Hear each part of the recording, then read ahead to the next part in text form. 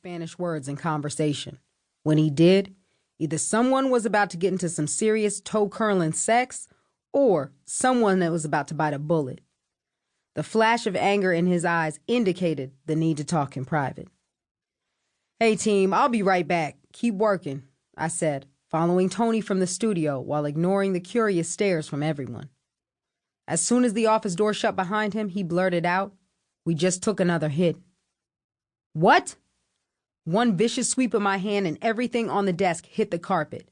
Pacing the floor, trying to still the angry beat of my heart, I asked, "How much supply was stolen?" The silence expanded between us as I moved away from my desk and went to the safe.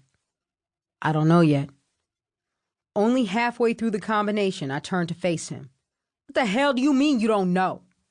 My fist came slamming down on the top of the safe, causing him to wince before he said another word. Pain shot through my hand, but I barely noticed. What I did notice was that Tony was taking things a little too calmly for me. This latest development hit his pocket, too. "Something ain't right, Chin," he said, trying to keep his voice steady, but his eyes narrowed suspiciously as he peered out the window. The wind whipped viciously against the plate glass of my window office, signaling that rain, which had threatened to come for the past few days, would finally make good on its promise. "What the fuck is going on, Tony? I can't afford any more losses. Bills have to get paid. This company doesn't run on charity." Slipping back in my leather chair, I felt a knot tightening in my stomach and my perfectly laid plan slipping through my fingers. The ink isn't even dry on the deal for the clothing line, and now this shit. Sighing heavily, my eyes dimmed and my fingers tapped solidly on the cherry wood desk. I stared at Tony, waiting, watching. He avoided eye contact, something that didn't sit too well with me. Was my partner somehow involved in the robberies? "You asked me," he began in a solemn tone. "We need to get out of this game a little faster than we planned.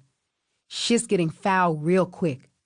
Tony sighed wearily as he leaned back on the money green leather sofa. Strangely enough, I had purchased that green furniture when I opened the Hustle records, when the money was rolling in like ocean waves. Now someone had tried to make sure those waves rolled back out to the sea, emptying our pockets along the way. "Change the plans? Hell no!" As if nature agreed, the wind outside whirled in a frenzy, turning the sky a darker shade of blue. "I keep telling you that's out of the question, Tony. I'm not giving up anything that I worked so hard to build. Until Porsha's finished with the paperwork making all of our businesses legit, we stay put. We need the cash flow." Jumping out of my chair, I paced the carpet again like a meter maid doing a ticket run on 42nd Street. Turning my attention to the window, the skyline came into view. The wind had died down for just a moment. Things were deceptively peaceful and calm, the total opposite of what I felt inside at the moment. "I'm not saying that we should give anything up, Chin. I'm just saying maybe it's time to pack this shit up. Focus on music, clothing, and your nightclub." Tony tapped a cigarette pack, pulling out a single smoke and putting it between his lips. "We're already making crazy loot. We have 3 of the hottest rappers in the industry right now. Why are we still holding on to El Juego? We should have been out the drug game months ago." "I don't see what's taking Porsha so long." Music from the studio wafted in through this closed door. Unlike a few minutes earlier, Dragon's song no longer gave me the good feeling that more success was within my reach. Tony definitely had a point of getting out of the drug game. I was already sitting on millions. Money was not an issue, although I wasn't any Bill Gates. So why was I still in the drug game? It was insurance for me. I needed to know for certain that I would never be poor again. Tony took a drag from the cigarette, letting the smoke curl around his face like a halo. "Man, we need to cover our asses.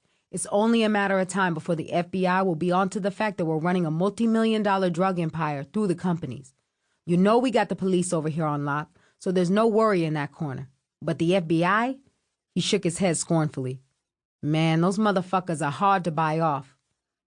Glancing down at the business contracts on my desk, and then up to the pictures of the awards from the organizations that had received donations from us on a regular basis, I said, "This is the last thing I need right now, Tony." A canceled check for Encore Records Group lay on the desk as proof of the fact that things were finally on the right track. The distribution deal with them had hit the newspapers.